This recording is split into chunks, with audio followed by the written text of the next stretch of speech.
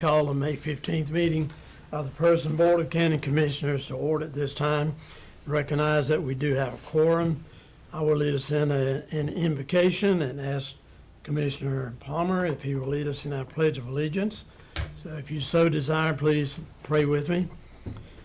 Merciful God, we approach you this morning with humble hearts, seeking direction as we go through this meeting here today. Lead, guide, and direct our thoughts and our decisions, that it will be in the best interest of the people of Person County. In your holy name we pray. Amen. Amen. Stand if you want to do the pledge with us. I pledge allegiance to the flag of the United States of America and to the republic for which it stands, one nation, under God, indivisible, with liberty and justice for all.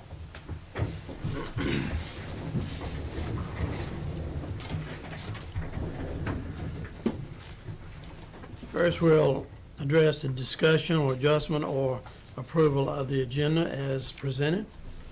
Motion to accept the approval of the agenda.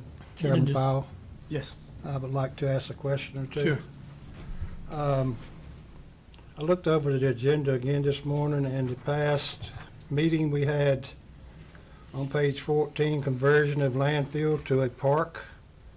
And my concerns were taking away the training facility for our sheriff's department and making a park there. And I just want to go on public record and let everybody know that this is vital. It's a vital need for our sheriff's department. And we also have surrounding counties that come in to use it.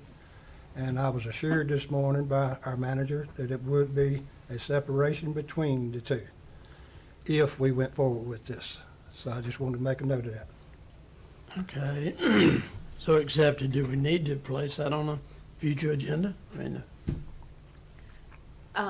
We certainly can if you'd like to have further discussion. Well, What I I don't know had spoken with Commissioner Palmer about this morning is that there is a shooting range in the vicinity of the old landfill, and all of that will be thoroughly evaluated. There is no plan to affect the shooting range in terms of do away with it because of the plans to do the park at the old landfill. And we will not move forward with the park if there are any safety concerns related to the shooting range being there. But we've got a budget for it, but we've not moved forward with any planning processes out there. But all of that will be thoroughly evaluated before making any concrete plans. Can we include having the sheriff or one of his representatives Yes. involved General with this? Services will be involved, the Sheriff's Department will be involved, and Recreation, Arts, and Parks will be involved in those initial discussions and planning processes. Perfect, Yes. thank you. okay, we do have the motion on the floor. Further discussion? Hearing none, all in favor, say aye. Aye. Opposed? None, motion carried. Item number 1 is recognition, presentation of automatic external defibrillators to volunteer fire departments, emergency services. Thomas Wallenberg. Good morning, Commissioners. Morning. So this year, we received 8 donated automatic external defibrillators from a company called DefibTech out of Connecticut. This donation was made as part of the race cars trial, which is a trial that Person County EMS has been participating in for 2 years now. This is our 2nd year. It's a 5-year clinical trial run through Duke Clinical Institute. And basically, the purpose of the trial is to improve cardiac arrest survival in rural counties. That's the goal. So it's a 5-year clinical trial. This year was the year that we actually started collecting our data. We'll continue to do this for 4 years, and then see if the changes that we made actually improve cardiac arrest survival. As part of this project, one of the things that we recognized was a need to get automatic external defibrillators on scene quicker to improve cardiac arrest survival. So a little bit about what an AED does, just briefly. There's basically 2 arrhythmias that occur when a person goes into cardiac arrest, and these are the most common arrhythmias that happen. So if you think about a pump, Any pump that you can imagine, there's a mechanical side and an electrical side. Basically, what happens when people go into cardiac arrest most commonly is the electrical side gets confused and it sends chaotic rhythms to the heart, so the heart doesn't beat like it's supposed to beat. What an AED does is it basically stuns the heart for a second and basically allows the heart's normal rhythm to take back over. That's what an AED does. So a lot of people think it jump starts the heart. That's not actually what it does. It actually stuns the heart for a second to give the normal pacemaker a chance to take over. What we know from clinical research is the quicker that if a person is in one of these presenting rhythms, that the quicker an AED shock is delivered, the greater the chance of survival. In looking at our system, a lot of our volunteer fire departments, some of which are represented here today, they have AEDs, but they're on their apparatus. So for a first responder to go to the station to get a piece of equipment, to get the AED, and then respond to the scene, delays care getting that AED to the patient. So we worked with race cars and Defib Tech to basically say, could we get some AEDs donated so that first responders could put them in their POVs so they could go directly to the scene versus having to go to the station to pick up an AED to go to the scene. So the volunteer fire departments, all of our volunteer fire departments agreed to participate in this program. We were able to get 8 AEDs donated initially. We'll continue to look for other donations as we go through this process. So what I'd like to do this morning is just recognize our volunteer fire departments for coming on board and being part of this initiative to improve care in Person County. They could not all be here this morning, but I did, like I said, all 8 volunteer fire departments joined to do that. So I'm sorry, I'm saying 8. We had 7 volunteer fire departments. The 8th AED is actually going to go on the fire marshal's vehicle because the fire marshal's vehicle is out and about all the time. So that gives another AED that's out and about and is available to respond to calls. So if you don't mind, I'd like to have the volunteer fire departments that are here come forward and be recognized for that. Okay, thank you. Sure.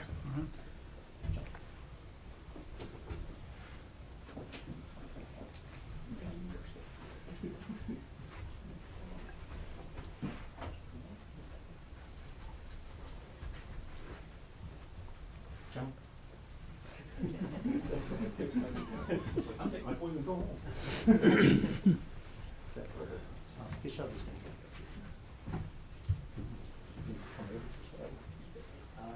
Better if y'all just center and probably around the left. We get a few of you on the opposite side.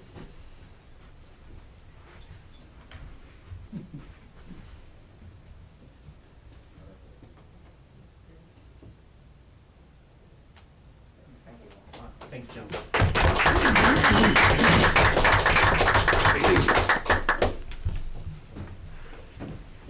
Thank you, Commissioner.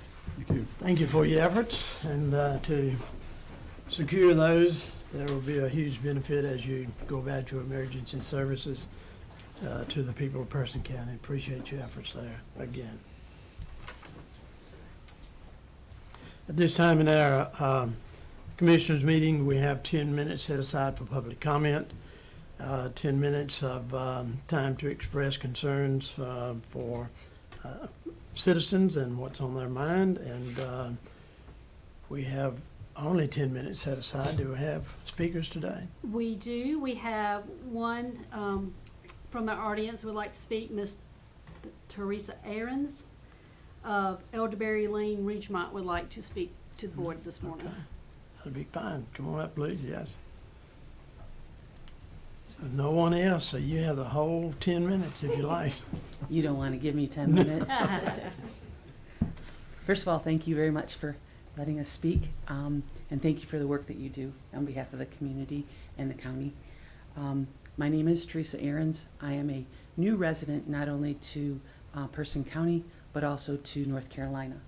I moved here because of a co-housing community called Elderberry. It is, for those of you that may not know, we are a cluster neighborhood co-housing community of 18 homes that have 25 residents. All of us are over age 60. It's a great way to age in place and age in community. It's a great place because of North Carolina and Person County and where we live. Our challenge is that we have really bad internet, and the the importance of it as an older person is that we have more time now. And so we're online more than we probably ever were. And we have time to volunteer. We have time to still work. We have time to do things that we really want to do. And by having internet that is spotty at best means that we are not able to do the things that we want to do. And so I'm coming here today with two of my other neighbors to request that this great grant include Elderberry community. It seems to be surrounding us in the plan, but for some reason our community, as well as our neighboring community, Potluck Farm, is also not being included. So we're just asking that we would, if there's any way that we can be reconsidered for this grant and to get fiber optics, we would be really grateful for that. And thank you again for everything you do. And you still have time. Thank you, appreciate that. Thank you very much. Chairman, Yes, please. if it would be allowable with the board, we did have someone else interested in speaking who has just arrived, Mr. Phelps Lewis with the Roxborough Housing Authority. Would that be, It's fine. Yeah. It's good. come forward, please, sir. Good morning, everyone. How are you all doing? And for all the mothers in the room, happy belated Mother's Day to you. My name is Phelps Lewis. I'm the Executive Director of the Roxborough Housing Authority. Hope you all are doing well. I also serve as the president of the new nonprofit that the agency has established about a few years ago called Roxborough Community Redevelopment Corporation. And I just wanted to come before you today just to share just a few things that are going on with our nonprofit that will certainly, as we hope, will make a strong impact on this community. The staff, understand, has given you all some information about what we're doing in terms of addressing a problem that's impacting this community and many communities throughout the nation, and that's homelessness. There's a homelessness problem here. And as an agency, we are doing something head on to address that. We are putting together a team of persons in the community, also persons with the county and the city, to work together to put together a package before the North Carolina agency that provides tax credits as well as funds for what the federal government gave to the state, which are SHARP funds, supportive housing, American Rescue Plan funds, and those funds are to directly help the homelessness problem.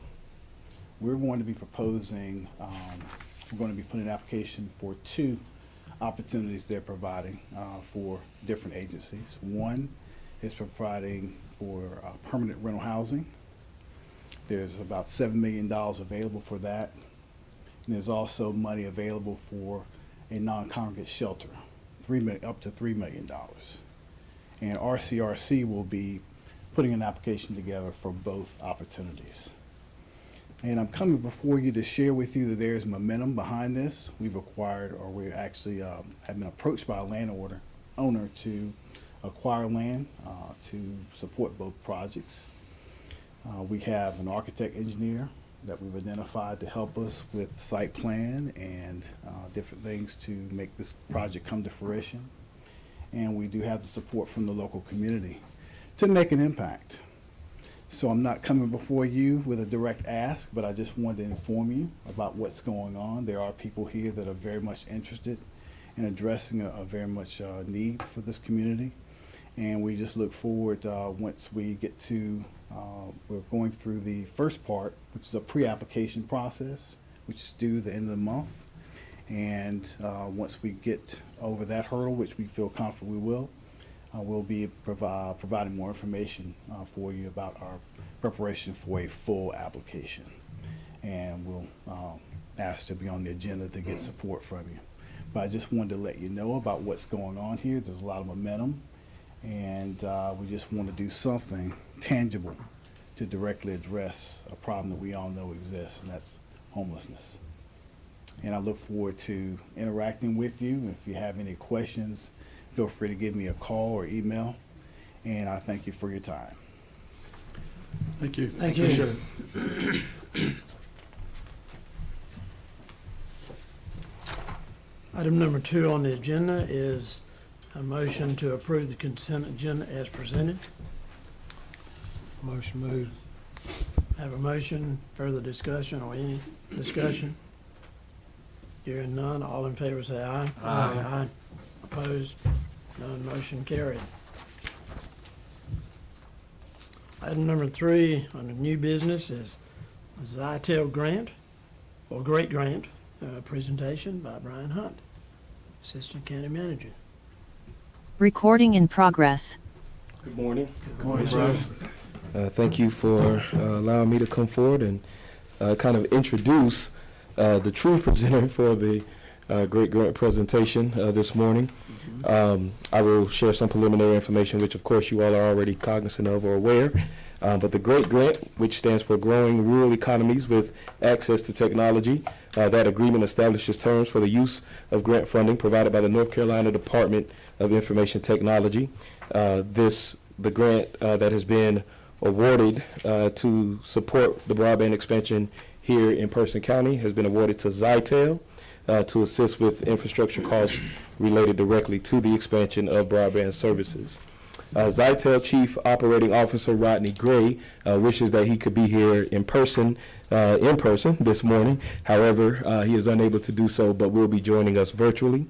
I've been communicating with him via text and email and even phone calls, and so I'm just going to, I know this is probably a bit out of the norm, but I'm going to confer with him to make sure that he is indeed ready to present to you all this morning. And I believe our IT department is queuing up his presentation. While we're getting ready, I'll just also add that he plans to provide updates about Zytel's plans related to how they will lay fiber infrastructure in the county. He's also going to provide some information related to the eligible address passings and some anticipated additional passings that will allow for further broadband service here throughout the county. So let me make sure he is ready.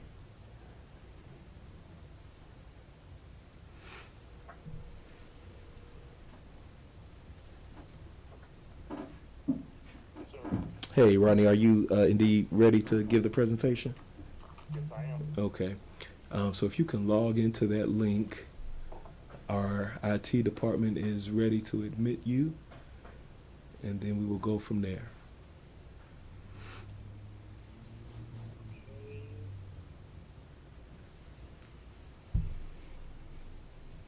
Okay. So I see you logged on, so I'll disconnect this call now. Okay. All right. Thank you. All right, so Zytel is indeed logged in. Don't know what the audio is like. Can you all hear us? Good morning. This is Rodney Gray with Zytel. Can everybody hear me okay? And apologies to the board. I know this is a bit unusual, but I appreciate your patience.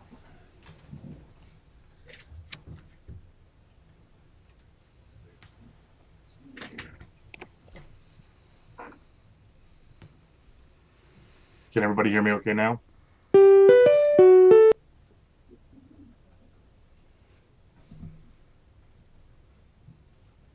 Hope everyone had a good weekend. We, I'm stalling. I sincerely do hope you all had a good weekend, though. That's not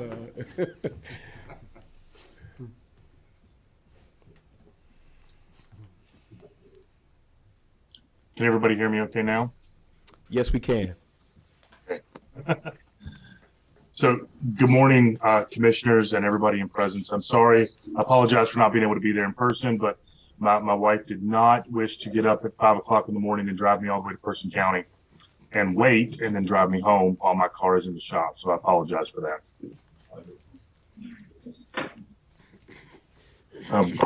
Is everybody ready for me to begin? We are ready for you to begin. The presentation is not yet on either of the monitors, so bear with us just a moment, but the audio is coming in really good, so we should be ready to go here in just a second. Do you want me to just say progress to the next slide when we're ready to progress to the next slide? Yes, that'll be good. And yeah, that'll be great. And we do actually have the presentation up now, and it's on the slide that says Zytel Zytel partnerships. Okay, thank you. So, just to start off, to give you a little background of what Zytel is, I think we did this a similar presentation like this a year and a half ago. Zytel we're a fiber optic ISP headquartered in Southern Virginia. We've been in business since 2017. Myself and Brandon started this company based on the concept that we are an IT professional group, and we were ready to begin a next phase of our company based on our experience in the IT world and really start something. And we saw a need for the high-speed fiber optic internet back in 2017 in the rural parts of Virginia, which is where we live. We pride ourselves on being a small regional company in the Commonwealth of Virginia. We focus on rural broadband, and we greatly are looking forward to expanding in North Carolina with our awards that we received for the great grant from the state NCDIT. One of the things that's different about us and how we do business is we really see our company as somebody that's going to partner with the local communities. We do things that our bigger competitor national chains can't do. We offer dark fiber usage to the localities for free when we pass by your different buildings and stuff, so we will offer that up. We place our POPs, which are point of presence, where we amplify and pass the signal on to increase it. It's about a 20-kilometer radius for those POPs. Most people, you've probably seen POPs that Verizon or Comcast or Spectrum or somebody uses. They're the little beige buildings out on the corners of properties that have chain link fences around them. Instead of trying to facilitate those and get those buildings in place, we partner with local volunteer rescue squads and fire departments, because we're in the rural communities. That's what they're always there. They're always in the community centers. For a small amount of space in a volunteer fire department, we can put the POP in a small closet. They don't see any. We do this in Virginia. They don't see any increase in their power bills from being on their generators. And then we offer them, in exchange for doing that, they get free internet and telephone services from us. So the big focus of what we do is that we build fiber optic cable to the residents of a community where the other providers just don't do that. So we go on to the next slide. So some of our keys to success: we keep our overhead low. We're not top heavy in management. We're not like the legacy telephone companies or the larger national corporations that have a board of, or a large scale board that came from the little old breakups of the Ma Bells back in the 70s. And we don't have a vice president of everything. Brandon and I'm the chief operating officer. Brandon's the CEO. You'll probably see us. We'll be out on the side of the roads. We'll be hands-on in what we do. We also own our own outside plant construction company. That's the actual company that's going to put the fiber optic cable in the ground or hang it from the poles. We don't subcontract that out, or we subcontract that out very little. We are growing to the point that we do that more, but we're selective in the companies that we use to do that.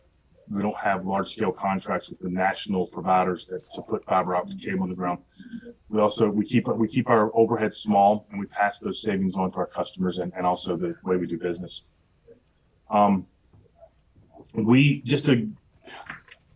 conversation I had with Brandon years ago when we were starting this company, I was like, I'm with a company called Cox Communications. I lived in the city of Roanoke, Virginia, just north of you guys.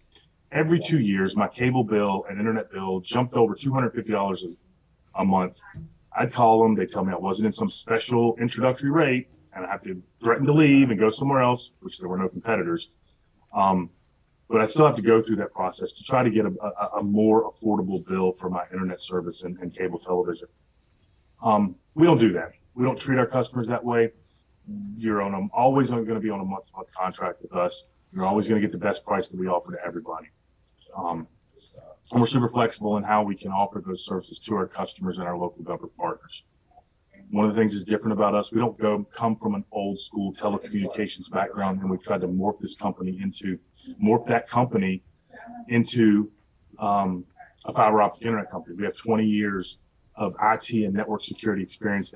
That's what we bring into the table on what we do and how we do our fiber optic services. We go to the next slide. So this is our current footprint. We have about 140 miles of fiber in these communities throughout Southern Virginia. It's where we offer service. The municipality build in the city of Danville, which is just north of you guys, is owned by the city of Danville, and we are one of the chosen partners that ride on that and provide services to the city of Danville. So this is just a layout of what our current footprint looks like through Bedford and Campbell counties here in Virginia. Go to the next slide.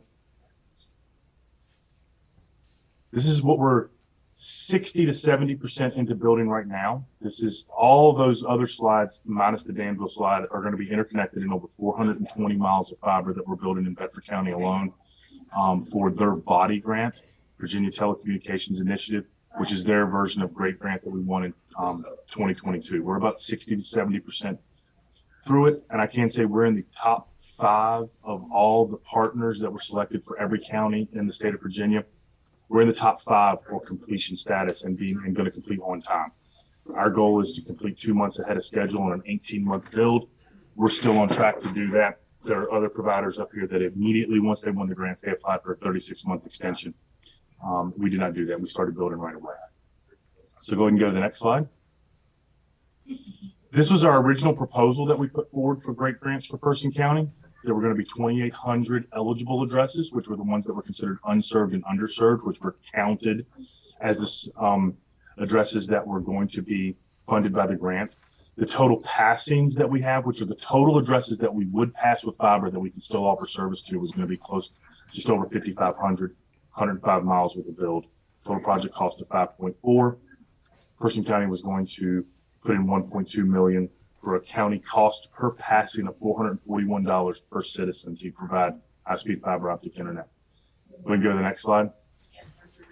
After the challenge process, where NCDIT allowed other providers to challenge and say, hey, you can't fund this with grant because we're already there.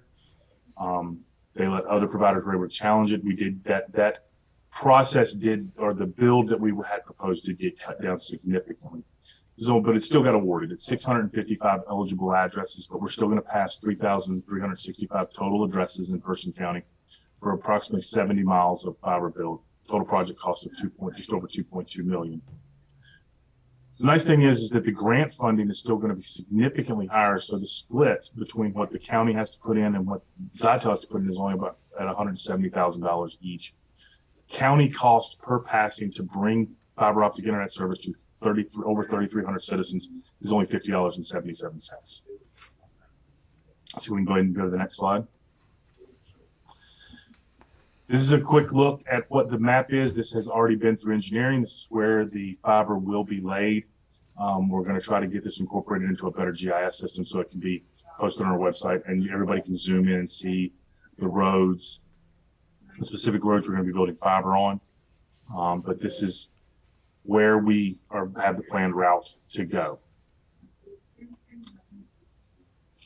And unless you guys want to look at this a little further and more in depth, we can go ahead and go to the next one. So as of right now, these are the stars that were put on that map are the 2 volunteer fire stations or volunteer EMSs. I'm not sure which ones they are.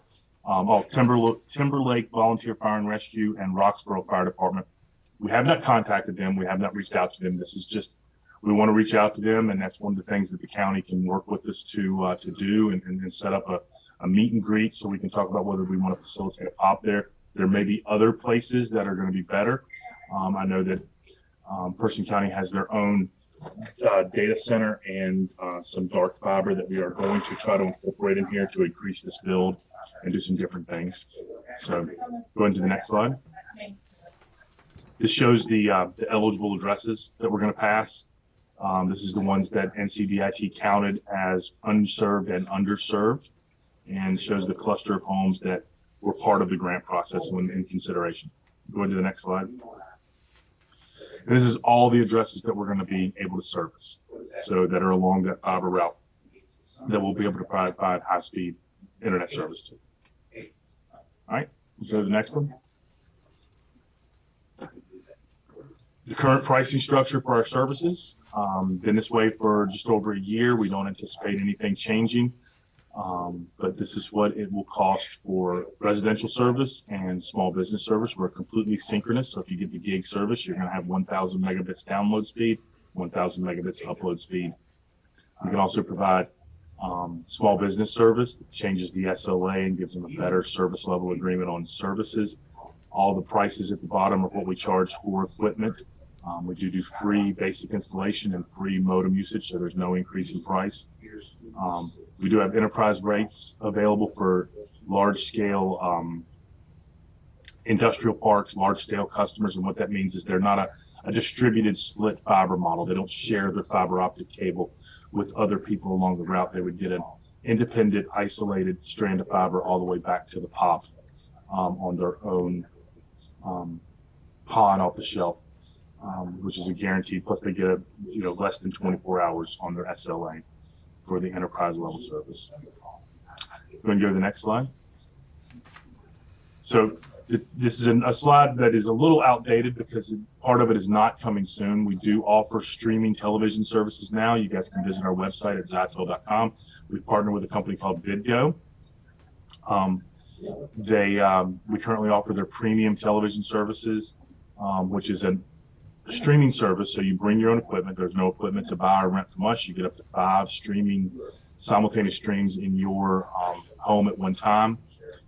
They do offer local TV service with the Fox, whoever your Fox affiliate and your ABC affiliate are right now.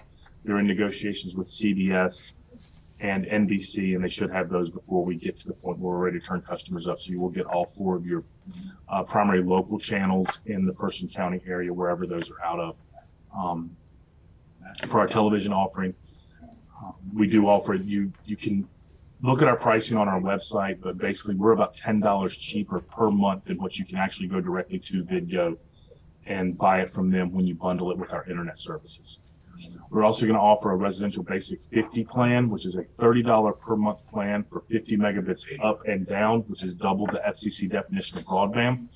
And it's only available for those that qualify for the ACP, the Affordable Connectivity Program from the FCC and the federal government for low-income families, which will give them, because it's a $30 per month, which will give them a completely free internet connectivity package. Let's go ahead and go to the next slide.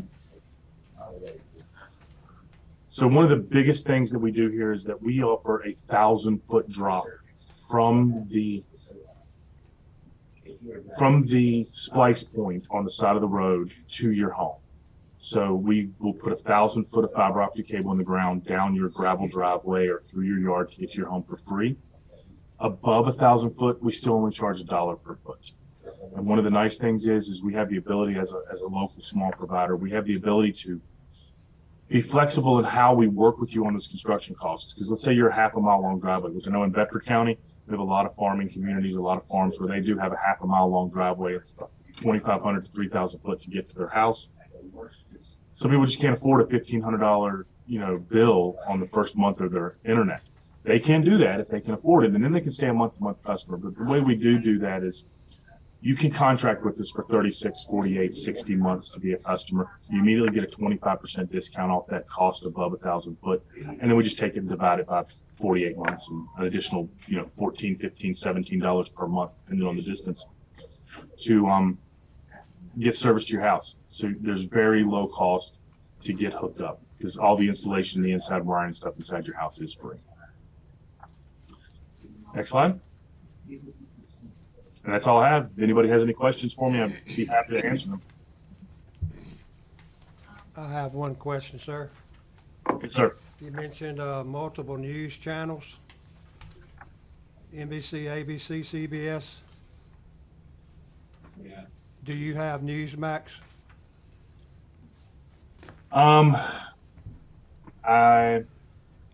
Give me 1 second. I have the channel lineup. Newsmax. You can easily get this off of Vidgo's website or our website, but and Newsmax is on here. Newsmax and News Nation are on the Vidgo channel lineup. They also offer for national news, Fox News, Fox Business. I don't see any other. I do know that if you are an NBA basketball fan, then the the video TV offering may not be the one you want to go with because they do not have an agreement with Turner Broadcasting, so they do not offer TNT, TBS, or CNN in their channel lineup. Okay, thank you, sir. Very welcome. Mr. Chair, I have a question. Yes, sir. As I look at what you're going to install, you've got 655 eligible address passings and 3,365 total address passings.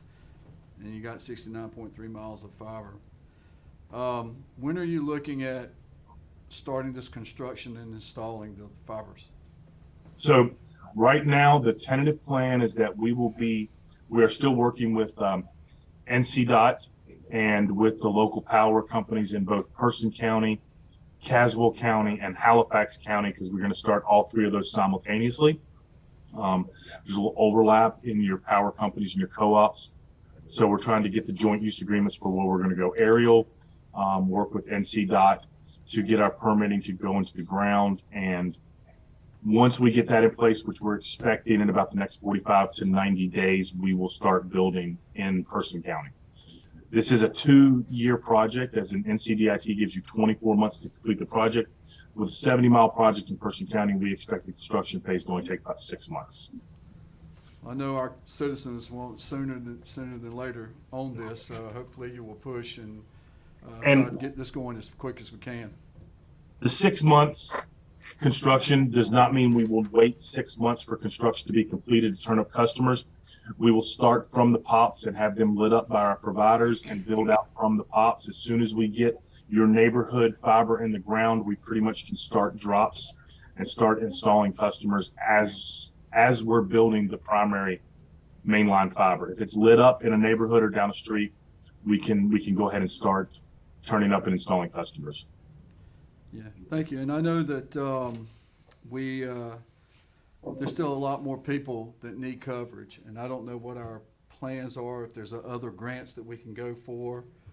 Certainly, I hope we pursue those, because as we know, we've had people even today speak up, wanting to know about the fiber running to their house or their residence or business. So and I think that's a big concern of our county. So we still need to continue to push for that and see what's out there and what we can get for this county. So thank you. So I've been working with Brian some, and I've told him that we will relay all information that we collect from citizens that call us that are just outside of our footprint or not in our footprint for Person County.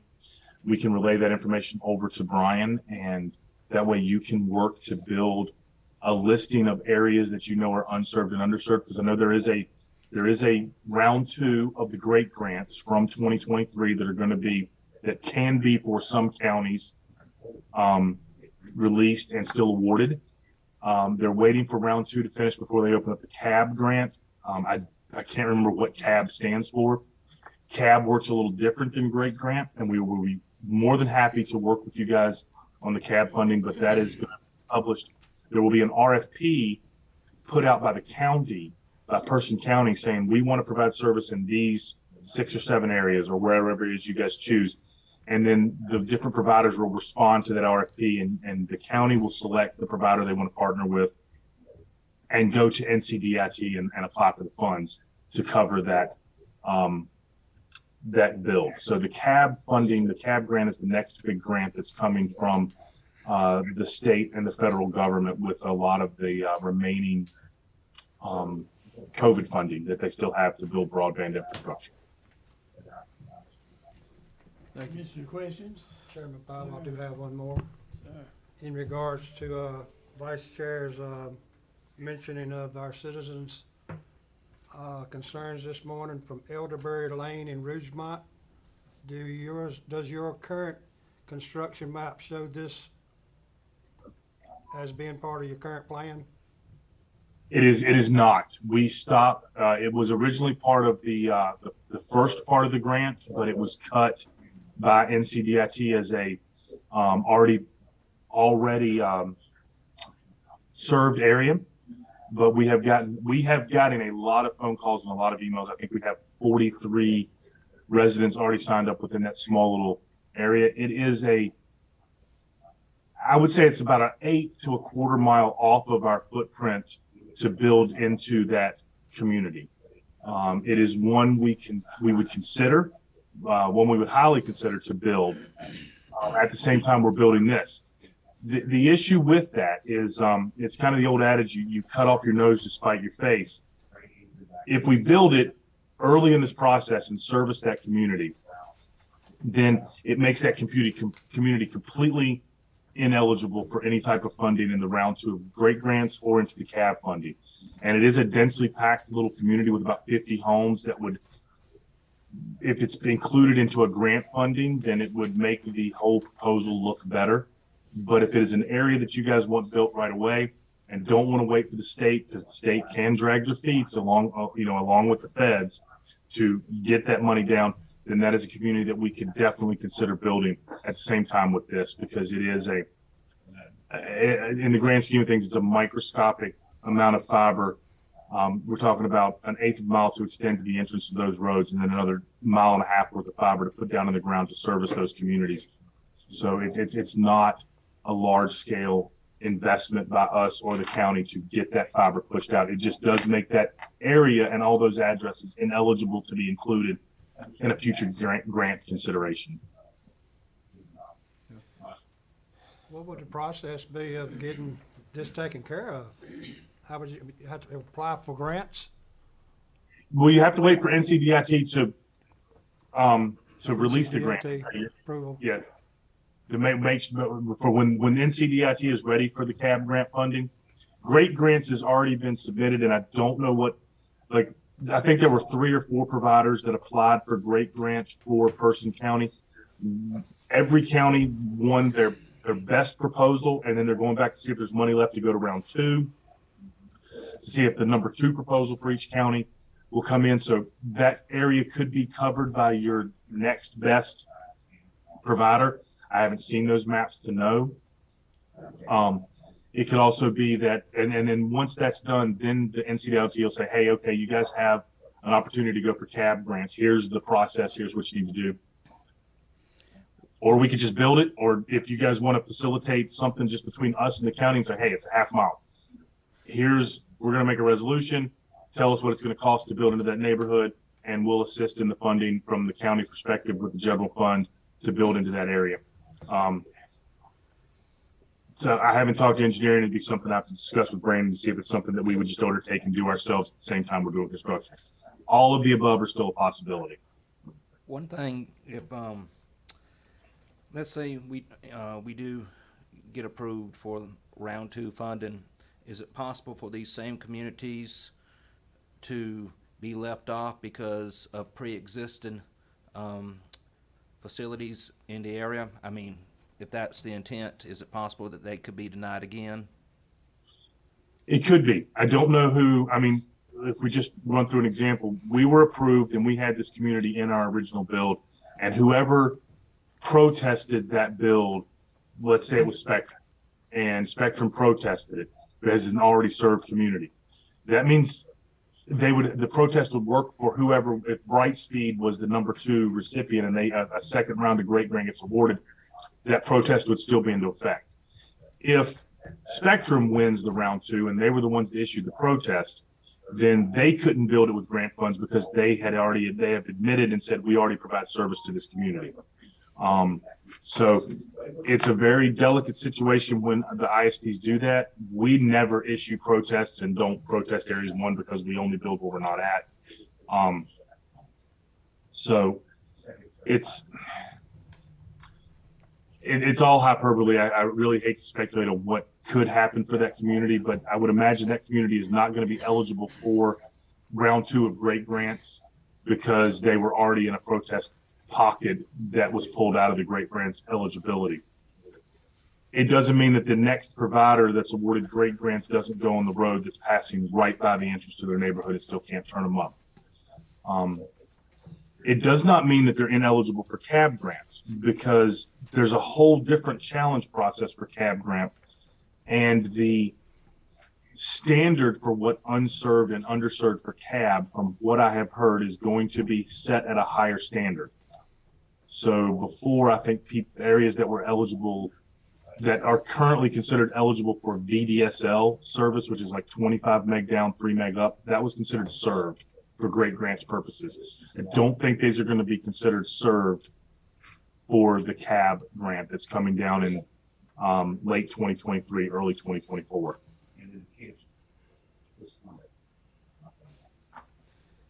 Other questions, anyone? Thank you very much for your presentation.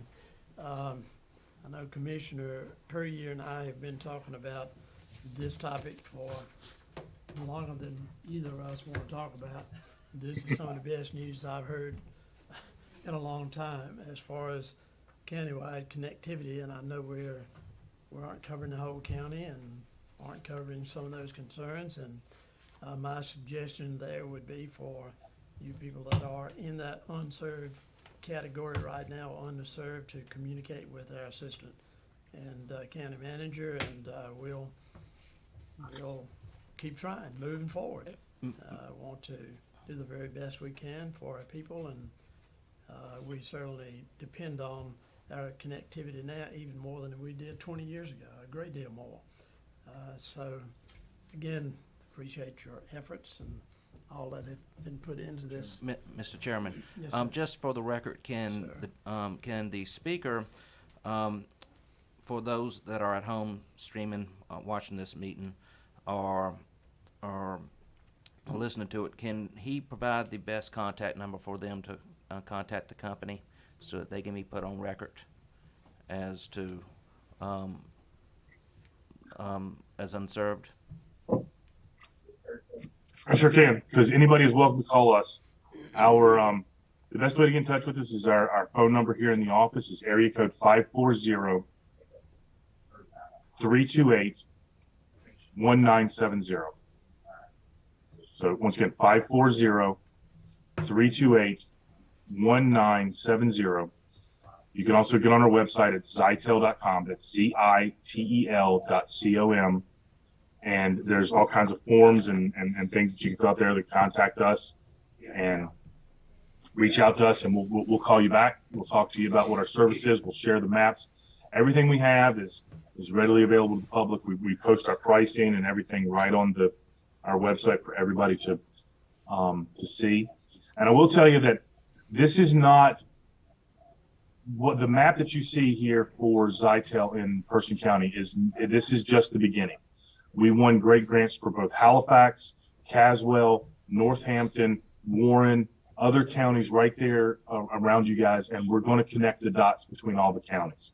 So we'll build fiber between all the counties and back up into Danville, Virginia, and connect everything together to, so we'll still be building across the county to the east and to the west.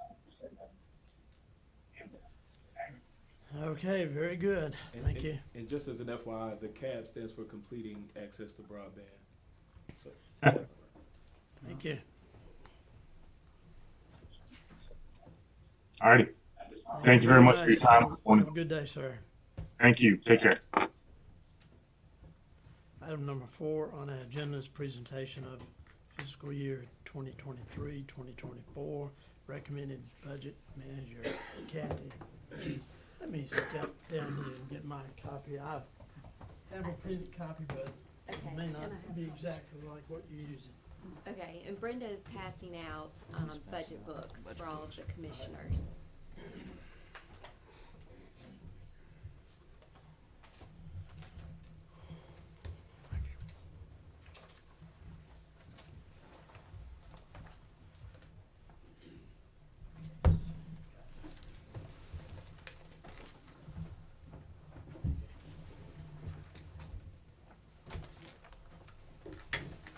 Sorry, Sir. Gordon, you good? All right. Okay. Good morning. Morning.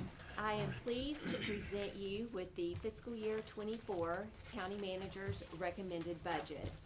After much analysis, assessment of needs, and meetings with every county department and Person County Schools and Piedmont Community College leadership, we have developed this budget that is now before you. I would like to thank our finance staff for all of their hard work managing the process and putting together this budget. I would also like to thank all of our county department heads who spent much time in evaluating current needs and future plans and refining their request to ensure that we could accomplish as much as possible in the upcoming year, despite some budget constraints that we'll face. We reviewed this slide during the budget retreat. It outlines some of the current challenges that we're facing. When it comes to our county workforce, we're very similar to other employers who are facing recruitment and retention challenges in today's market. We have a group of very dedicated employees in county government. They strive to provide high levels of service to our community.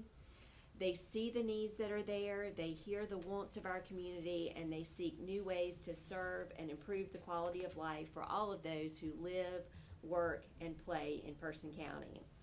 So to take care of our current workforce and attract new employees to county government, in the upcoming fiscal year, we have been challenged with implementing the classification and pay study that we are currently working on. Our consultants have put together recommendations and recommended funding levels, which we have been able to include in the budget, and I'll go through that in a little more detail. Over the year, we faced some uncertainty with the carbon plan coming out at the end of 2022. This is a state plan that the Utilities Commission has put into place that affects our coal plants here in Person County. Both Duke Energy plants are scheduled to retire by the end of the decade.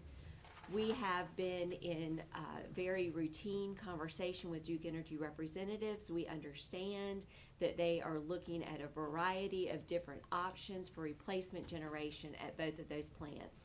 So that makes us very optimistic that we are going to be able to replace any lost jobs, that the tax base will be sustained when it comes to those public utilities here in Person County, and that we can continue to be key as a provider of power throughout the state, with Duke Energy still a very important part of our community.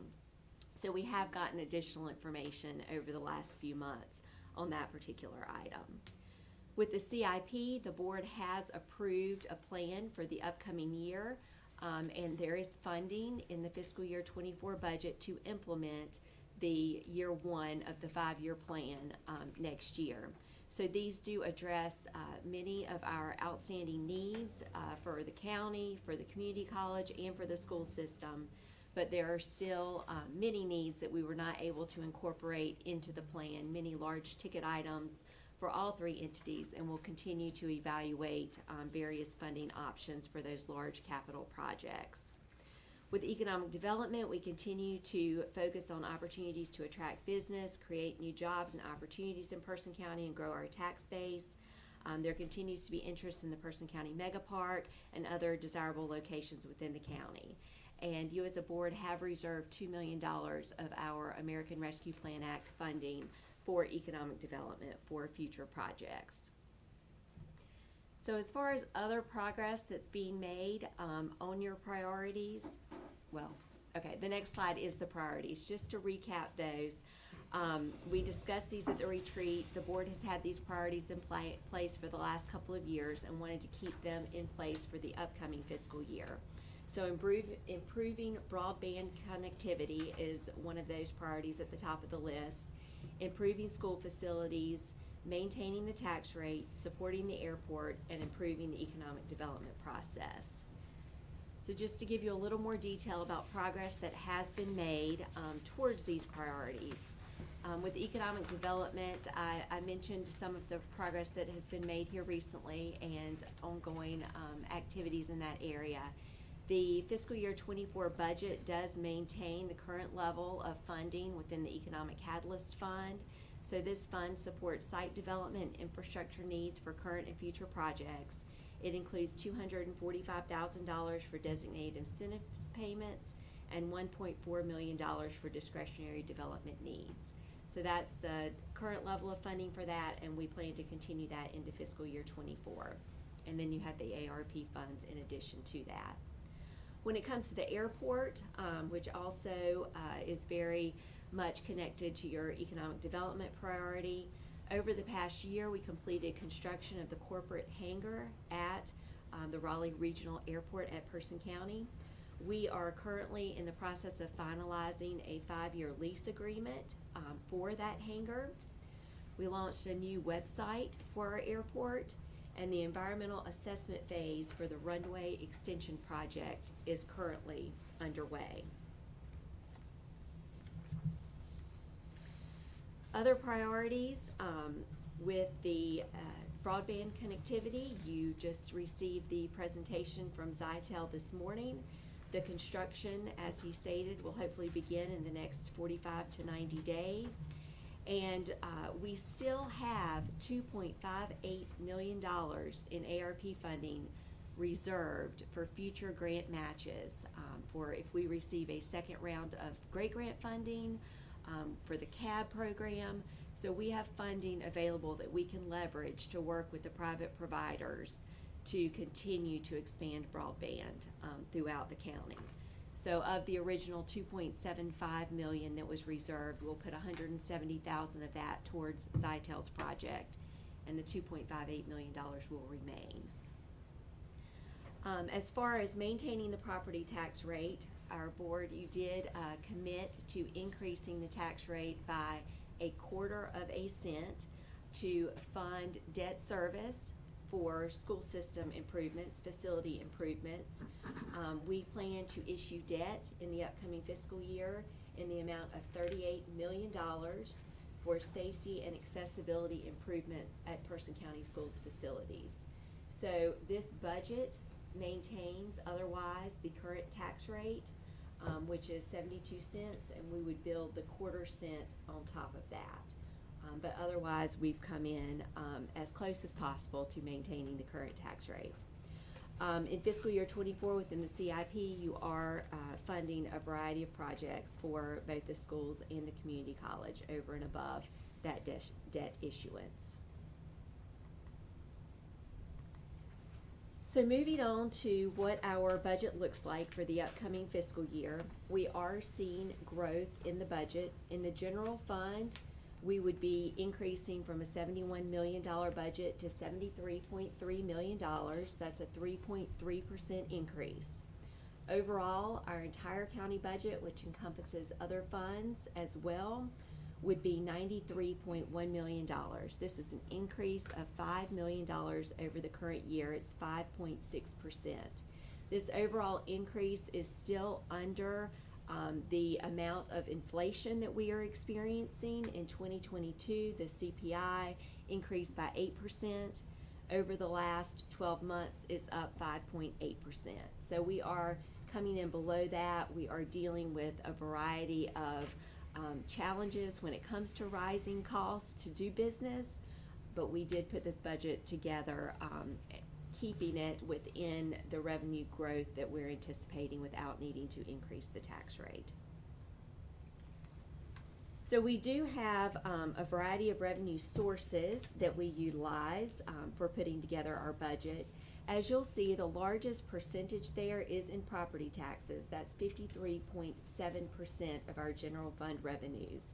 And we're in a unique position in Person County with our public or state appraised properties, which is primarily Duke Energy's coal plants. That is 20% of our tax base, of those property tax revenues that we bring in. And we do not know those values until the state sets them in September. So we are working with estimates in that particular category, but we do try to be conservative so that we are not overestimating. And we do hope that when those values come in September, that they will be higher than anticipated. So we do try to use conservative estimates, but again, those are estimates for a very large category of our revenues. You can see the second highest category there would be our sales taxes, and we are experiencing growth in those as well. And then we have intergovernmental revenues as the next largest category of revenues.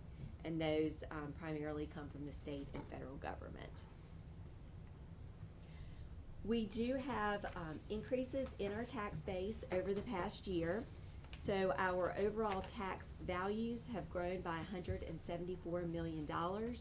That's $149 million in real, personal, and business property, and we added $25 million in the assessment of DMV taxes. So that's the natural growth in the tax base. So what that leads to as far as our estimates is an estimated collection of $1.2 million more in property taxes than we budgeted in the current fiscal year. So when we say that our overall budget is increasing by $5 million, what we are adding to our budget is that $1.2 million in property taxes. We are also adding an estimated $2.4 million in sales taxes. That is a budgeted increase of over 20%, but we are seeing that collection rate in the current year, and we are using estimates provided by the state for the next fiscal year. So we do believe that those are conservative estimates and that we will collect more than that in the upcoming fiscal year. And then for interest earnings, we will be budgeting $1.2 million in interest earnings for next year. Currently, we only have $2,800 in our budget for interest because rates had been so low, we were virtually collecting no interest. We have seen over the past year with the rate hikes that the Fed has made that we are now bringing in that interest. And so we are definitely on track for that $1.2 million in the next fiscal year. So you can see with those major categories of revenues how we were able to budget more in the upcoming year and recognize that $5 million growth in our overall budget. So for property taxes, this is a key figure to keep in mind. Currently, our property tax rate that everyone pays throughout the county is 72 cents per $100 of valuation. With the increase, it will go to 0.7225. So that's adding the quarter of a cent to the current tax rate. We estimate collecting $35.5 million in property taxes, and we have our collection rate budgeted at 97.5%. This is another conservative approach to budgeting. We routinely collect a much higher amount of taxes. We're over 99% in the current fiscal year. So that allows us to set our budget for the upcoming year at a conservative number. We likely will collect more in property taxes, and then we will be able to add that to fund balance or our savings account for use in the future. So 1 penny on the tax rate is the equivalent. It brings in the revenue of $536,729 in fiscal year 24. This shows you the growth in our sales tax over the past 10-year period. So you will see that in the current fiscal year, we are projecting to bring in $13.3 million in sales taxes. So that's for fiscal year 23. Next year, we are budgeting the 13.6% or $13.6 million. It's kind of small on my screen. But that is a slight increase over what we're projecting to actually take in this year, but well over what we had budgeted. We're going to end up the year with collecting a much higher amount of sales tax than we had originally anticipated in fiscal year 23. So the county receives 2 cents of the sales taxes that are levied in Person County. So the sales tax rate is 6.75 cents, and 2 cents of that comes to the county. So as far as I mentioned fund balance earlier, all county governments are required to maintain a fund balance. This provides cash flow because we are not immediately collecting property taxes on July 1st. We need to have some money saved in our accounts to cover our expenses until our property taxes start coming in during the fiscal year.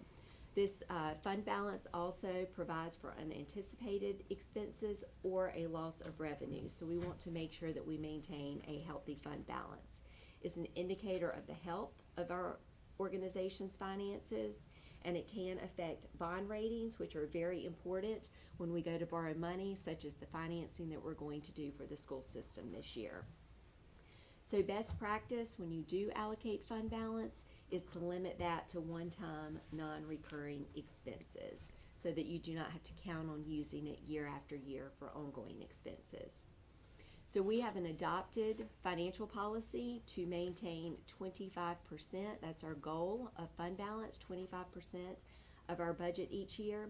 And if we finish the year above 25%, then we transfer any excess fund balance into our capital investment fund so that we can use that again for projects such as the school systems, facilities improvements, and other large capital needs. Here's a chart that shows you how our fund balance has built up over time. At the end of fiscal year 21, we did have a fund balance that was at 35.4%. So that was around the time that we also implemented the policy to transfer over 25% into the capital investment fund. So we made a large transfer at that time. In fiscal year 22, we ended with a 31.4% fund balance. So again, we were able to transfer funds over into the capital investment fund. And then for the current fiscal year, we are projecting to finish the year with a fund balance around 34.2%. So we're looking at, again, having a healthy fund balance and being able to add to that capital investment fund. For the upcoming fiscal year, we do intend to allocate more fund balance than we did in the current fiscal year. $3.16 million is about $1 million more than we allocated this year. In the general fund, the fund balance appropriation would be $1.3 million, and that will cover our vehicle expenses for replacement vehicles in our departments, as well as the new ambulance, which has a price tag of $586,000. So that is our intended use for the general fund balance appropriation. Within our community development projects fund, this is where we have captured the $100,000 each year that Republic Services contributes to developing projects within the county. We do have some fund balance in that fund to use for next year for a few different projects that were included in the approved CIP. The conversion of the old landfill to a park, and as was mentioned earlier in the meeting, those plans have not been put into place yet. There will be an effort between the General Services Department, Sheriff's Office, and our Recreation, Arts, and Parks Department to ensure that we put plans in place to preserve current uses, ensure everyone's safety, and move forward with a park if that is deemed to be the best use for that property. Those are the preliminary plans that are in place for the use of that funding. Within our library fund, we are allocating $106,000 in fund balance. This spends down reserves that were generated from reductions in spending in prior years. Within Register of Deeds Technology Fund, we would be using $1,200 of the fund balance there to go towards the purchase of a computer and monitor for use in that department. And then within our health fund, we have an allocation of $689,000 in fund balance. In DSS fund, $996,000. And we use these each year as placeholders due to the delayed timing of receipt of state and federal funds in those departments. So moving on to expenditures by function, you'll see that our public safety function does have the largest budget at 24.6%. Human services is next at 21.2%, and then education at 18.5% for fiscal year 24. Some budget highlights to mention. Operating costs, as we said, or as I said earlier, due to inflation, have definitely impacted our budget for next year. We're seeing, particularly in the areas of fuel, supplies, and just routine maintenance expenses, whether it's technology, buildings, grounds, all of those costs are going up in the next fiscal year. And of course, we have our pressures on our workforce and the associated pay, being able to attract new employees to county government and keep those that we already have.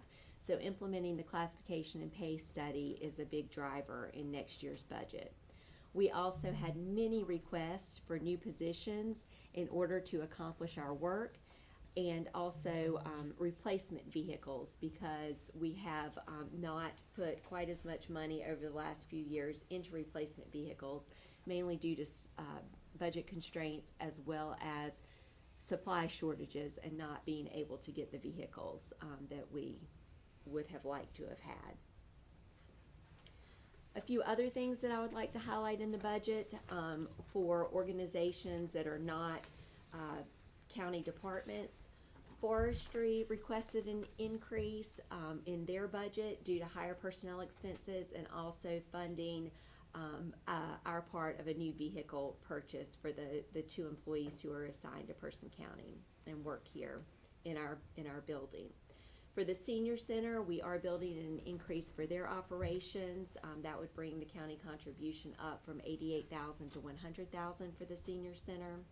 And then the Museum of History has made a request for $40,000 to continue their campus revitalization project. That is also included in the recommended budget. So the county did do a mid-year appropriation of $20,000 for that project this year, and that would continue to build upon that work. For new positions, we did have 28 new position requests. The recommended budget includes funding for 14 new positions, and this is the listing for those positions. One would be adding a GIS technician. This employee would be shared with the city of Roxborough, so we'd have some offsetting revenues from the city if it's approved in their budget. So they would work on county projects as well as mapping water, sewer, and stormwater infrastructure for the city and supporting their work. Within the health department, we would be adding a processing assistant 4 with some offsetting reductions in part-time salaries. This position is primarily responsible for billing. Within social services, they would be converting 5 part-time positions to 3 full-time positions. And this would definitely help within the areas of Medicaid and help them get better positioned to accomplish the demand that they currently have on their plate, as well as prepare for Medicaid expansion, which should be coming in the upcoming year. Within the communications division of the Emergency Services Department, we would be adding 4 full-time telecommunicator positions. There would be an offsetting reduction partially in part-time pay and overtime pay, with the addition of new positions. And these 4 new positions could add 1 per shift to strengthen our ability to be able to respond to call volume, as well as cover for training and vacations, turnover, sick leave, and those types of things. We are finding that we are short-staffed in those areas currently.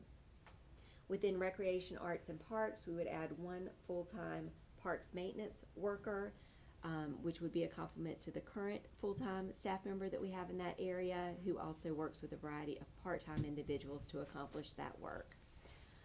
In the Kirby, we would be making a part-time position a full-time position for an arts program specialist. We currently have 2 part-time positions that are accomplishing that work, so we would have offsetting revenues that are currently supporting part-time staff in that area. Within animal services, we would be converting a part-time kennel attendant to a full-time position. As highlighted in the budget document, our 2 animal control officers will be moving from the animal services department over to the sheriff's department. So having a full-time kennel attendant will enable them to have more resources for the cleanliness at the shelter and the support of shelter operations. And we have had a difficult time filling that position on a part-time basis.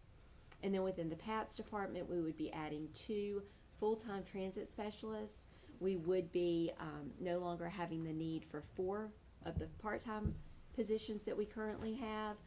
This would help ensure that we have a lower rate of turnover within those positions. We have the ability to retain our full-time staff, and to meet the service demands. At least one time per week, we're having to turn people away because we do not have enough resources to run the number of routes that we have a demand for within the community. So this would enable us to enhance those operations.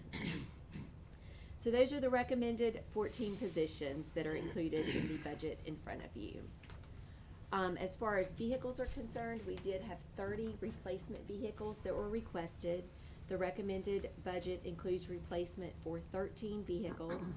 7 of those are in the sheriff's office, 3 PATS vans, and we typically replace 2 of those each year, but we were unable to receive any vehicles last year, so this is making up for the loss of the 2 that we would have had last year. We will get 1 additional in the upcoming fiscal year. 1 van for Person Industries and 2 trucks for the Recreation and Parks Department. So the total cost for vehicles is $517,000, which is a $291,000 increase over the current fiscal year. So moving on into supporting our county workforce. The recommended budget does include the continuation of merit pay and longevity pay for our employees. When it comes to merit pay, our employees are eligible to receive either a 2 or 3% salary increase based on the outcome of their performance evaluation each year. And then longevity pay is awarded for county employees once they meet the 5-year service milestone. And then every 5 years, that amount increases. So our mandated contribution to the retirement system is going up for the next fiscal year. That is a percentage that the state requires us to pay into the system. So that's going up $283,000. And then our health insurance has increased 5.18% for next year. That is lower than trend and much lower than we have experienced over the last few years, but it does add $476,000 to the budget. And then we have set up a contingency line item for implementing the classification and pay study, and that is $2.6 million in salary and associated benefits cost to implement those results. For the volunteer fire departments, the tax rate would remain the same at 5 cents. The budget overall for the fire tax district will increase by $100,000, and that's due to growth in the value of the tax base. Per contract, the allocation to each of the volunteer fire departments will increase by 2%. This fiscal year 24 budget does incorporate the bonus that the rescue squad received in the current fiscal year, and it includes the addition of an automatic aid agreement that was approved with Leesburg Volunteer Fire Department this fiscal year.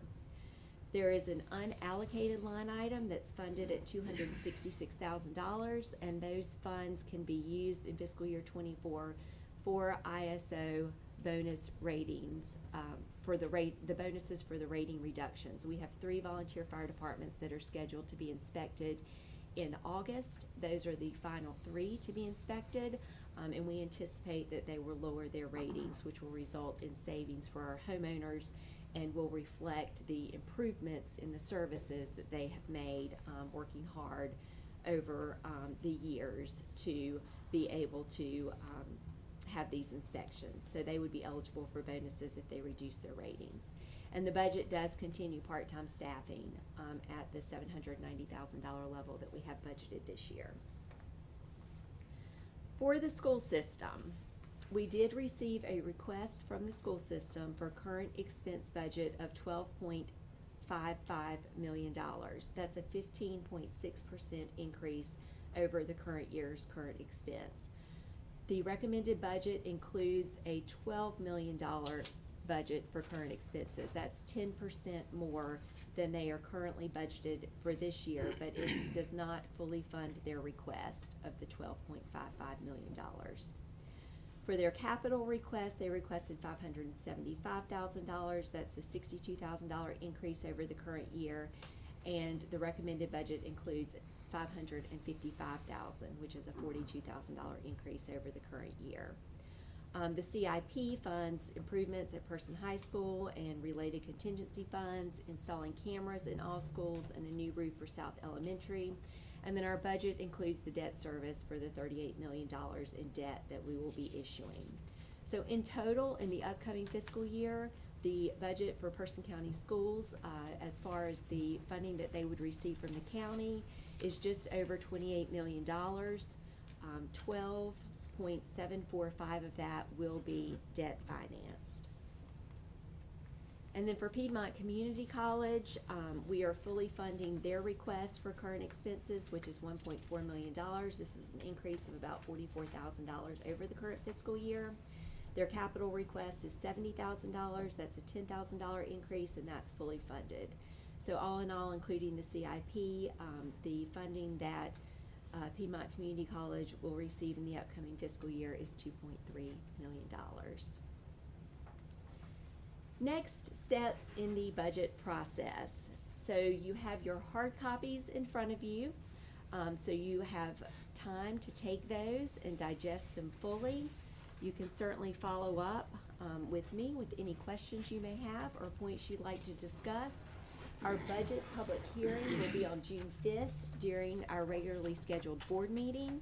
So we will ensure that all of the proper notices go out about that. And then we have our first budget work session scheduled for June 7th at 9 a.m. And that's here in this room. And if needed, we have tentatively reserved June 13th at 9 a.m. for a second budget work session. Our budget will be posted after this meeting on the county website, personcountync.gov. Hard copies will be available for public viewing in both the clerk's office, here in the Person County office building, and at the library. And then the phone number for the manager's office is 336-597-1720. And I'm available to discuss the budget with members of the public if they have any questions or comments that they would like to make prior to the public hearing. I will certainly be glad to talk through that with anyone, as well as you all. So we now reach the end of the recommended budget presentation. I know that that was a lot of information for y'all and for the public. Fortunately, we now have several weeks to go through everything. The budget is scheduled for adoption on June 19th, which is 5 weeks from today. So I am turning over the recommended budget to you, and now this going forward will be your document to evaluate and consider. And as we discuss further, any changes that the board may want to make before the final budget is adopted. So I look forward to working with you through that process as well as the public. So do y'all have any questions this morning regarding my presentation or where we are in the process? No? Thank you. Yeah, thanks. This budget has been quite a challenge, there's no doubt about it, and the amount of time that has been put into by you and your staff is commendable, and for you to come up with these numbers with a very, very minimal increase in the tax rate is noteworthy, and we'll move forward from that. Maybe a question or two, if that's okay. Sure. Yes. The health department position, is that one that had been previously there and eliminated? Yes, that couple, was a 3 years? position that previously existed towards the beginning of the COVID-19 pandemic. There was a vacancy in that position, and it was not filled because we had pulled back on our services and did not have as much of a demand for billing at that time. The position was actually eliminated through a subsequent budget process. So this does add that position back in due to increasing clinic services, increasing insurances that have to be billed, and needing more capacity in that area. And on that same page, new positions, there was one there that I'd spoken with you previously about with animal services, and I can't remember. Is this one that you recommended, the one that you and I talked about? Or It's not. So Animal Services did make a request for a second full-time position to be added. I think it was called a Shelter Program Coordinator. Okay. So I have additional details about that proposal, but that is one that Okay. you may be interested Well, in adding back in. Please consider that. I think because the the realignment there with Mhm. animal control officers, and I don't know all their titles. But I think that would leave a gap there that is much needed in that department for animal services. I think would be worth considering. Supporting the county workforce, that's where your, what are we calling that now, the pay plan study, whatever that title is now, that has been more than an elephant in the room. It's probably been two or three. Right. That has consumed your department and also consumed concerns, certainly within the people that we employ, and should be. I think we're doing the right thing there. It just took a long time to get around to this point, and the information that you did share with us, I certainly appreciate that. I think there's still maybe a question or two there, but it's good.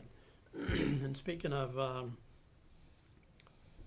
salaries and compression and all these fancy terms that we use, of course we're concerned about our employees and their salaries. We want to keep them.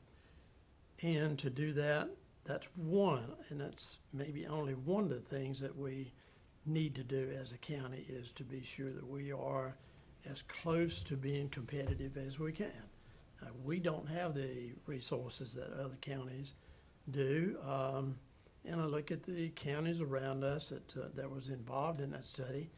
Some were much higher, some were lower, and I guess that's what you call a comparative basis to come up with, and you did that. I think somewhere in there, did you mention a formula for, we got where your employees' salaries were, and the lower end, the upper end, again, your terminology, but the formula, you have a formula for working this out going forward. We do. So our HR director, Sonia Carver, will plan on making a presentation to the board at the June 6th meeting, I believe it is, the first meeting in June, which will provide some more information to you and to the public and to our employees about the study, as well as some recommendations for updating the personnel policies in order to ensure that we can move forward with sustaining implementation of the study. But yes, as far as the formula that you mentioned, so various components of the study involved the initial market study. So we looked at surrounding areas and other jurisdictions who we compete with for our workforce. So the consultants developed new salary ranges based on that market study, and then they applied an inflationary increase to those ranges, taking into account what we're seeing in the market over the past year since they conducted the study earlier in the fiscal year. So that's a 7.2% inflationary increase on the salary ranges. That does not mean that all employees are going to receive a 7.2% increase. It just means that our ranges overall are moving up. Each employee will be placed within their new salary range, and there is a formula that our consultants have developed. They have a software program called Classification Manager, and that program has been given to our HR staff over the last couple of weeks so that they can utilize this going forward to maintain our pay structure. But various aspects that are going into it goes through this software to determine where an employee should be in the new range, has to do with how much, what the minimum of the current salary range is for them, what the new minimum is, what their current place in range is. So are they paid 20% above the minimum, or are they paid at the minimum, or are they paid at the midpoint? And then those factors are considered in calculating where their salary will be within the new salary range. So we are utilizing the software that the consultants have provided and using those factors to determine the pay for employees, which would be effective July 1st if we're able to fully fund the recommendations.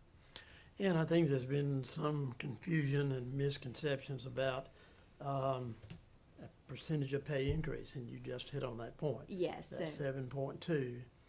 some will be less, Some will would be more. less, some would be Yes. more. And, we've been through this type thing before, and I don't know that our citizens as well as their employees understand that. So that's why the important component there is the formula that you come up with, I think, to make that work out to benefit our employees.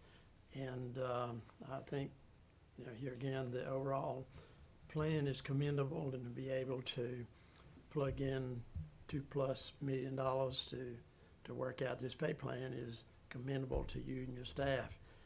I think noteworthy is your illustration there about public safety at 24.6%.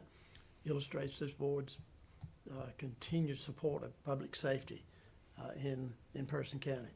We always have traditionally, and will, by this plan, we'll continue to do so because human services or general government, one of the two had taken over the number one spot for a budget or two, and that was concerning. So this is a little bit of a change.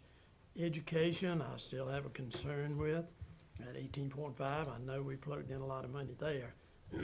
Coincidentally and comparatively, I look at this chart, and I saw one recently where it's not apples to apples, but conversation piece, where another county, their education budget was 61% of the county budget. 61% going to education. So some other counties are certainly higher than ours, and but I think we're doing a commendable job. We've done a good job with education, so we just need to emphasize that. But again, I think our priority on public safety is well demonstrated here as we go forward with this, and we want to take care of employees. We want to make your advertisements and postings for employees attractive, and I think we're doing that with this new salary plan and the possibilities for advancement, and the retirement system is good. Person County does a good job of that, as well as health insurance. Some other counties do not offer that same benefit, and so that's a tremendous benefit, as well as an incentive to stay in Person County and work in Person County. So we have those options there. All of those, to me, are commendable, and we're supporting the volunteer fire departments as we've continued to do so. And very, very proud of what's happening within those departments and how they have responded with the additional funding to protect the citizens within their particular fire coverage areas. Thank you, Kathy, for, Yes. it's in our hands now, and we look forward to discussing it at our budget session. You're welcome. Mr. Chair, I'd like to make the motion that we receive the manager's recommended budget. Do We don't we need a I said motion. recommended action, that's what I was asking. No, we just received it. Received it. Yeah. Received the We're good. presentation. We I got it. rescind that. You want her to motion. talk, say that again? No, we're good, I rescind that. Very good. But again, as I said earlier, thank you, all of you, for your efforts there, and it makes that job easier. Any other comments? Anybody? Manager Kathy, we spoke earlier, in fact, I brought it out in the meeting about the park and the training center for the law enforcement. Do we have a definitive date when we will decide? Will that be before we finalize our budget, or will it be following that? Is there a time frame when we would make the decision to cancel the park? Currently, we are working with the state on monitoring at the old county landfill. So we want to ensure that we have those plans in place and those approvals in place. And I do not know what the timeline is for getting those approvals from the state. But that's the next step, to ensure that we have that monitoring plan ironed out.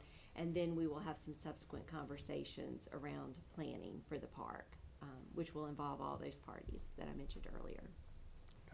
Thank you. Mm-hmm. That is kind of ongoing. It's not a new topic.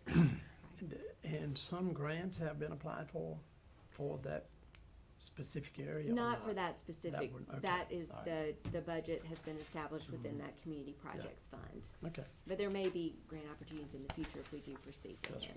just for conversation. All right, any other questions? Okay, item number 5 on the agenda is hands-only CPR demonstration, emergency services. Mr. Thomas Wallenberg. Morning again. Good morning. All right. Thank you all for doing this. Just a little bit of background. We've started as part of the race cars trial, which we talked about this morning. One of the things that really determines survivability for out-of-hospital cardiac arrest patients is early CPR. We know that basically only 8 to 10% of people who have an out-of-hospital cardiac arrest survive to out-of-hospital discharge. 30, 40 years of resuscitation, that number really hasn't changed. So what we know is that early CPR is what makes the difference, and then early defibrillation, which we talked about earlier. So what we do know is that for every minute that somebody doesn't receive CPR, their chance of survival drops by 10%. I know you guys are full of numbers, but I'm going to give you a few more numbers. So we know that every minute they don't get CPR, their survival rate drops by 10%. So early hands-on CPR by bystanders is really what's going to move the needle. So as part of this study that we're doing, we're trying to improve how quickly CPR is being done. So our goal here in Person County is to train 10% of our citizens to do hands-only CPR. Now, when somebody calls 911, our dispatchers are going to give them CPR instructions, but there's always sort of that delay as we try to convince that caller to do CPR. So we know that at least if they're familiar with CPR, that increases the chance that they're going to do it. So we've been teaching hands-only CPR throughout the county now for about a year. And so I kind of like to start my presentation with why are 3 reasons why people don't want to do CPR. And that's kind of how I start the presentation. So typically the 3 reasons we hear is we're going to do something wrong or we're going to cause harm, right? The one I like to call is cooties, right? We're going to get germs from doing it. And then the third one is, am I going to be held liable for it, right? So let's just real quickly talk about those 3. Number 1, somebody who needs CPR, right? So if they're non-responsive and not breathing, you're not going to do any harm, right? And not to sound morbid, but they're dead, right? So doing CPR, doing any form of CPR is probably better than doing nothing, right? So that's number 1.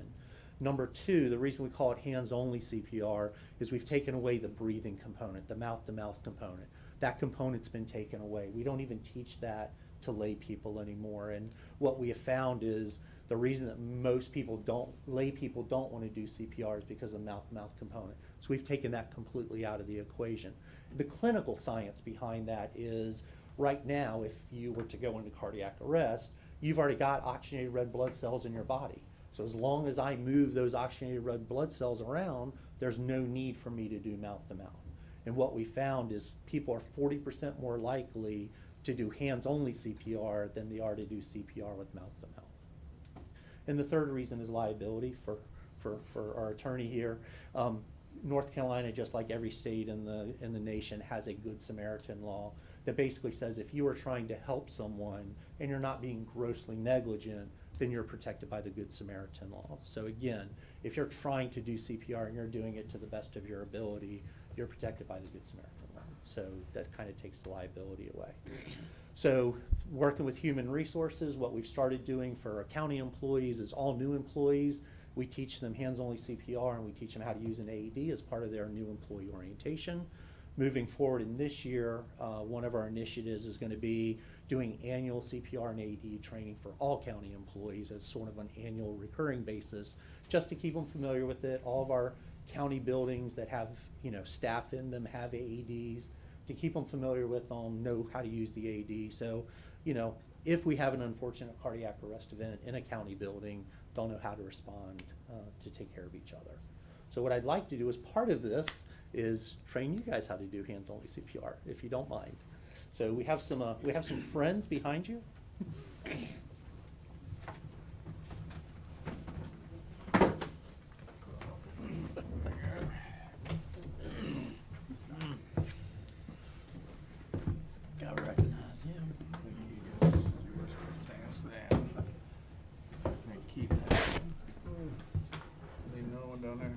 That's so natural. Okay. I think we're good.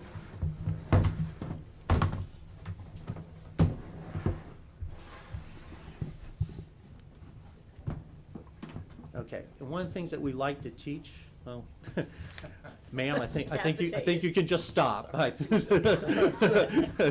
was, No help in that one. She's a miracle worker. What we like to say with hands-only CPR is what we like to call the 4 C's. And the first of the 4 C's is we're going to check. So what we want to do is we want to check for responsiveness. So is the person responsive? So, shake the person, tap the person. Do you get any kind of response from the person? And the next thing we want to do is we want to check for breathing. And the easiest thing to do is just listen. Do they have rhythmical chest rise and fall? Now, one of the questions that I always ask my classes is, do dead people breathe? And I know that sounds like a crazy question, but people who have just gone into cardiac arrest, they will try to breathe. We call it agonal respirations. But it's not a rhythmical breathing. If they're not responsive and they're not rhythmically breathing, you should start CPR, right? So check is your first C. Your second C is call 911. Why our second C is call 911? Because it's going to take us a little while to get there, right? So you want to get us coming as quickly as possible.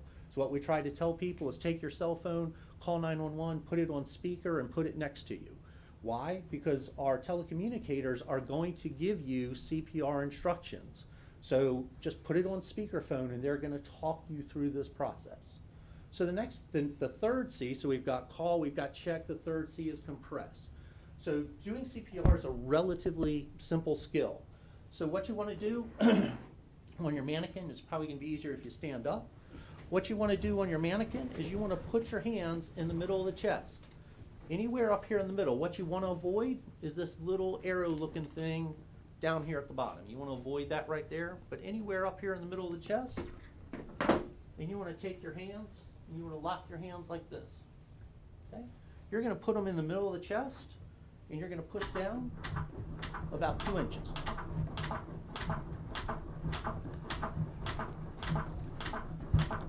Now if you look at your mannequin, see these 2 little green lights? No. Mine's still dead. You're still dead? Okay. If you're pushing on your mannequin, you get those 2 little green lights, then you're pushing deep enough. Okay, you can go down about 2 inches. Now what's important when you're doing this, and I should have said this earlier, I apologize. You want to get your victim on a flat, hard surface, right? Get them on the floor on a flat, hard surface. But again, what I tell people is doing something is better than nothing. So, we have situations where maybe the loved one is 80 pounds versus 400 pounds, and the best they can do is on the bed. If that is the best you can do, something is better than nothing, right? But ideally, we want to get them on a hard surface, and you're going to compress about 2 inches. If you've taken CPR in the past and you did, 15 and 2, 30 and 2, no. All we're doing is we're just doing compressions, right? About 2 inches. The rate, how fast you want to compress, is about 120 compressions a minute. That's how fast you want to do it, okay? So that's basically 2 compressions a second, right? So if you think about Staying Alive as a song, that's 120 beats a minute, so that's 120 compressions a minute. Because I teach this from kindergartners to, senior citizens, I teach people that if you sing row, row, row, row, row, row your boat in your head, most of us sing row, row, row your boat at 120 beats a minute, because that's how you were taught it in elementary school. Okay, so if you think about it, this is 120 compressions a minute.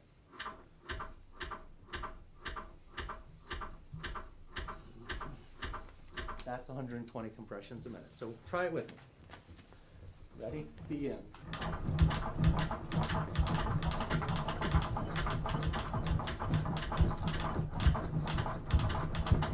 All right. Now, can you go too fast?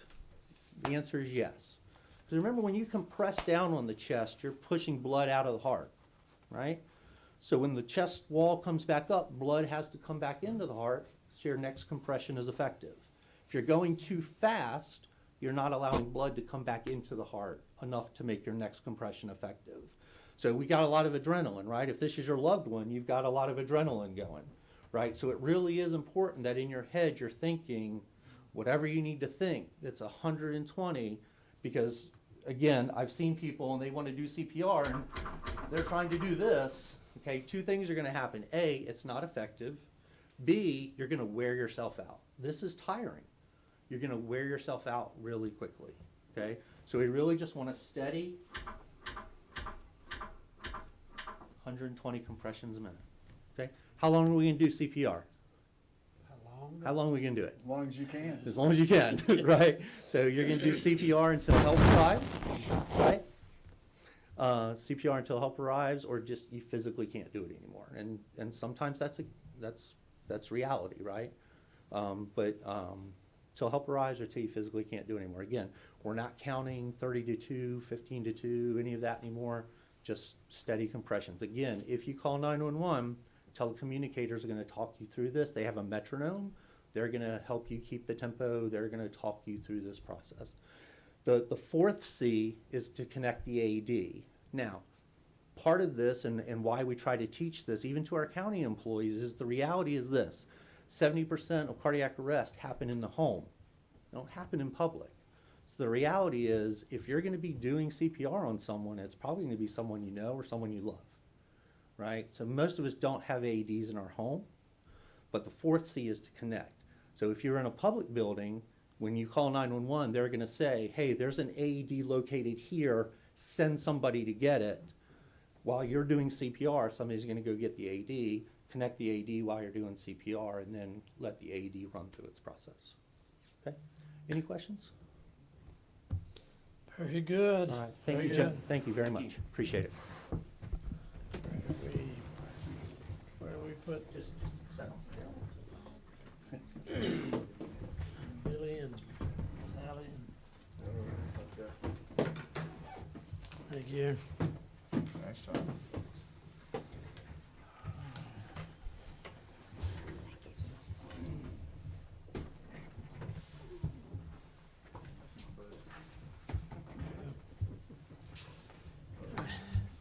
All right, thank you very much. For chairman's report today, just maybe a couple of notes. One I think we've already taken care of. But some of us had the privilege of being at the RTRP State of the Region meeting last Thursday, and let's see, Manager Kathy was there. What was that? Vice Chair was there, Attorney was there, and some others throughout the community. Very good report on what's going on in the Research Triangle Park area, and certainly we're part of that. And the networking that we were able to do there within that meeting was superb, I believe, very, very well organized, and a lot of attention focused on North Carolina. And I think it's noteworthy that we're part of that region and a part of that organization, and it's very, very visible worldwide, not just within the state, but a very good function, and appreciate all those that attended and supported Person County. Manager Kathy, you have a report? Yes, so we are very much looking forward to working with Zytel on the Great Grant project and pursuing the next round of Great Grant as well as CAB. We are always happy, staff-wise, to talk with residents who are not having the level of internet service that meets their needs. We are maintaining a listing of addresses that are reported to us as problems. The state also has a survey on their website where they're collecting information, and there's an FCC Broadband survey that citizens can look up online and see what has been reported at the federal level for their address. So all of that data feeds into these decisions that are made at the state level for where the funding will go. But we are more than happy to talk through specific addresses and areas of need within the county so we can work towards addressing those. And then secondly, my family and I camped over the weekend at Mayo Lake Park, and it was a wonderful getaway close to home. So I would just recommend Person County residents to take advantage of our park systems and all of the variety of things that they offer at various parks throughout the county. and invite your friends to do so as well. Thank you very much, Commissioner Sims. Just, appreciate the efforts we're making on broadband, and Zetel, and I just, again, want us to keep pushing. There's more, citizens that do not have access, to the fiber, and hopefully we can continue to pushing that along and get it going. And, in regards to the meeting, we're talking about RTRP, I think if I'm not mistaken, one of the speakers said, North Carolina was the third largest state as far as people moving in, and I think Florida and Texas, if I'm not mistaken, were the ones that were 1 and 2. So we are a growing state and we are a growing county, and we're going to see those effects as we move along. Technology, it's amazing what we have out there now, what the Research Triangle Park is doing. Also, I think it was Wilson that had the food. It is. That they, not using real beef or cows or live animals, and it was really amazing. So I'm looking forward to when I have the opportunity to taste that and see what it tastes like. But anyway, a lot going on in our state and a lot going on in our county too. So, Commissioner Palmer. I'd like to commend those who have worked so hard and diligently on this months-long case study. Look forward to the actual presentation. I hope that it's going to be commendable on our behalf and we can approve it like that, but we'll see how it works. And thank you all for coming today. Thank you for the services that the county provides on your behalf, as well as Ray and Bo, Brian, and can never remember your name. Anyway, thank you, you county employees, for all the work y'all do, as well as you ladies. And that's all I have. Commissioner Perrier. And no report. Commissioner Thomas. no report. No report. Do we have a motion to adjourn? So moved.